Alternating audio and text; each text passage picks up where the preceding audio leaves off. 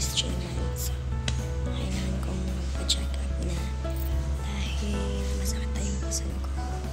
So, ayan. So, waiting lang muna kami ngayon sa pagtawag sa amin. So, yun lang po. See you later.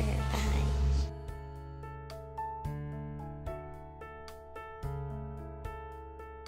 Meron pa rin tikos. Hindi siya nawala. Kaya tuloy-tuloy na lang yung gamutan. Ngayong September, October, November para magamit yung tikos. Yun yung sabi ng doktor. Hindi kami makapag-vlog sa loob dahil bawal.